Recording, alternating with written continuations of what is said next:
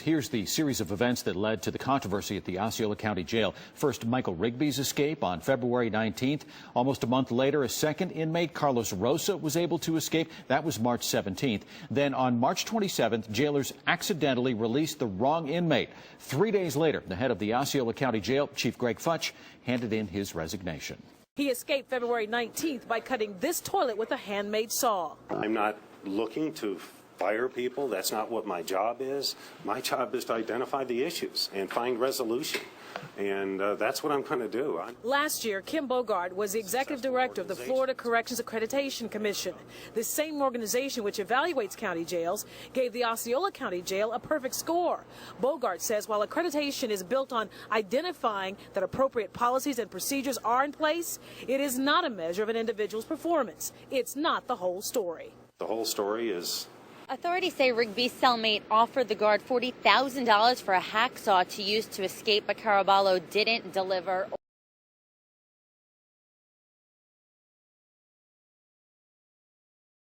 It's hard to imagine that Hollywood hasn't jumped all over this. You would think it would be box office gold because it's part Spartacus and part Braveheart and part Amistad and part Glory with a little bit of Dances with Wolves thrown in. A story decades long of oppression and freedom fighting. I don't understand why there hasn't been more attention to Osceola County. We have an agenda before us. It's available if you need a copy of it. On the agenda, it just says Michael Rigby will be punished. It's overlooked not just by filmmakers. It's not well known in popular culture, and in fact, it's been overlooked by historians of slavery, if you can believe it. In the early 18th century, two groups in particular fled the colonial South into Spanish Florida, into the Everglades. One of these groups were Seminoles, who were migrating from the various colonies, just trying to avoid white encroachment, basically, trying to move someplace that white colonists weren't. And the other group was runaway slaves. People who were fleeing and trying to create a free life for themselves. Both were welcome in Florida, and in fact, the Spanish crown offered runaway slaves their freedom if they would defend the land for the crown, for the Spanish.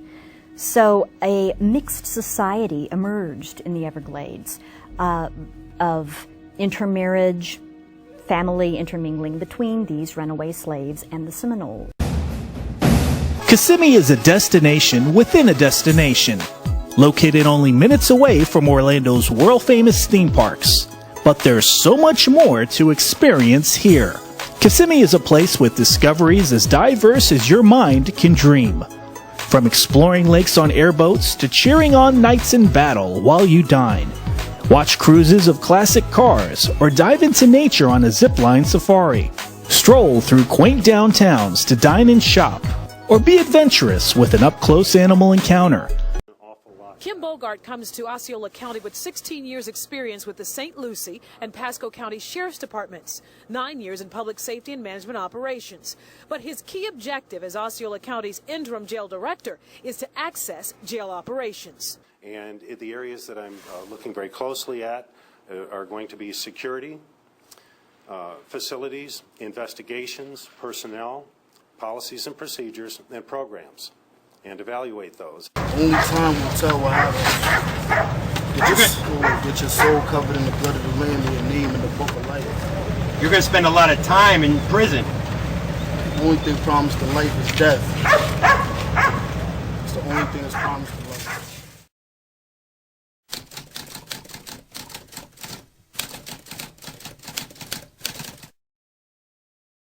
Scapegoat. Noun. 1.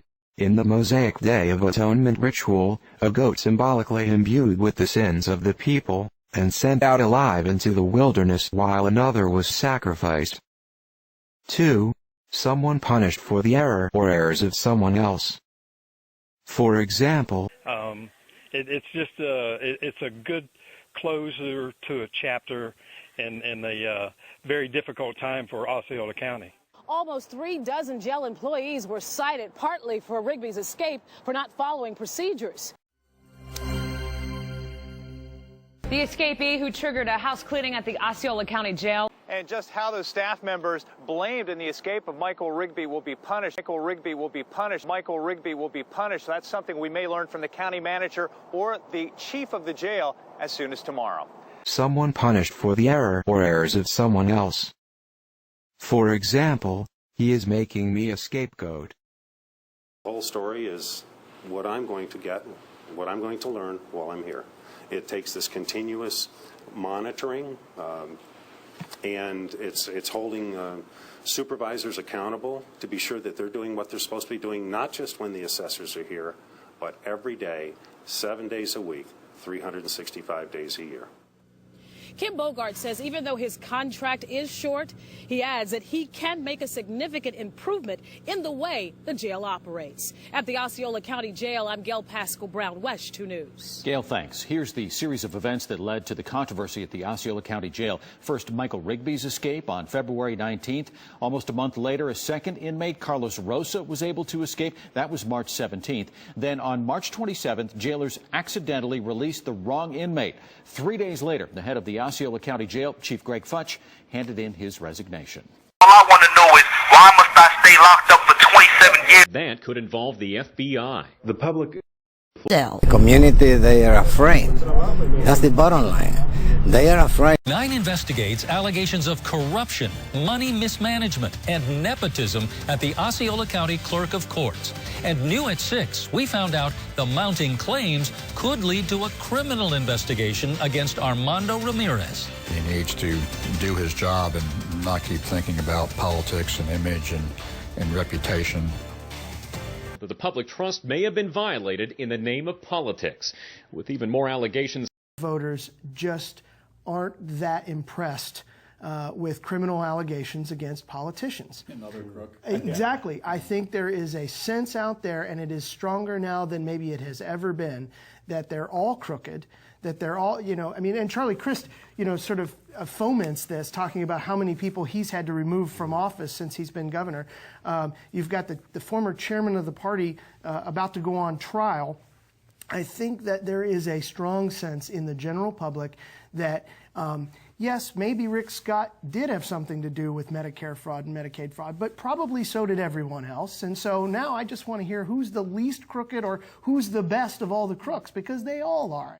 Currently, the jail is in a state of chaos. We're working very closely with the Corrections Department, and we're trying to ease fears of the community that the jail is unsafe. Certain checkpoints that previously were not manned round the clock are now. The county's in the process of trying to make it for not secure, and it is secure, and we want everybody to know that.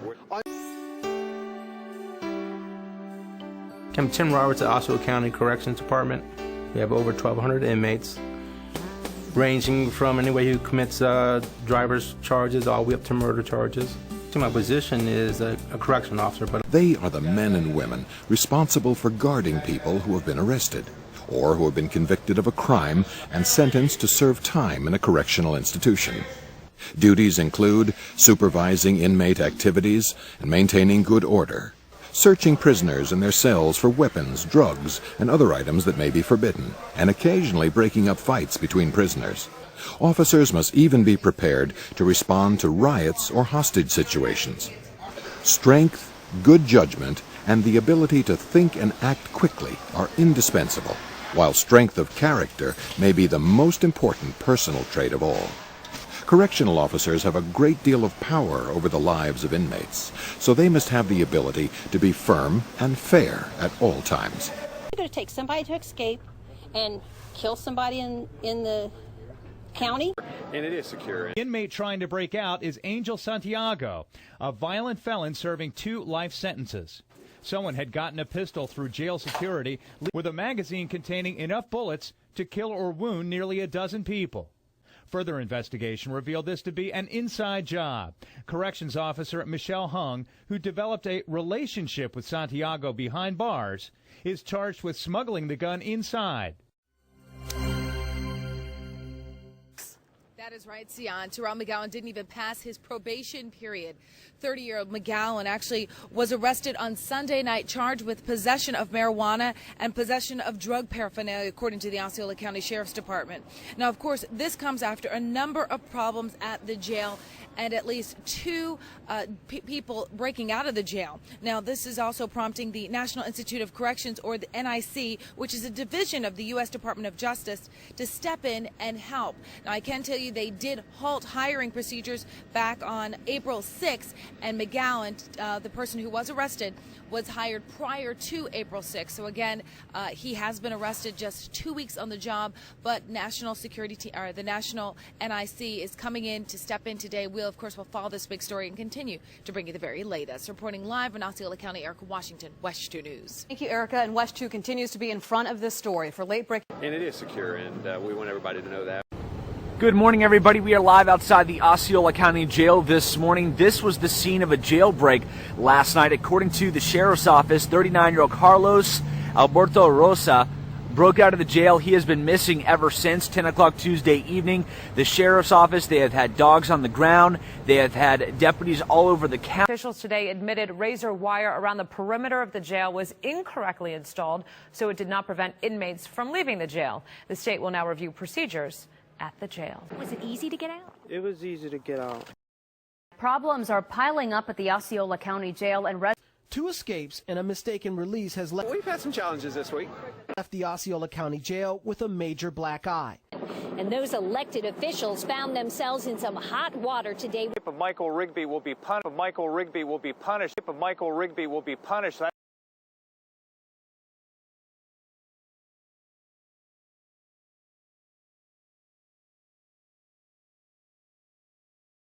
Going to adjudicate you guilty of the charges, sentence you to 22 years in the Department of Corrections with credit for 473 days time. So indicated, I'm going to designate you as a habitual felony offender.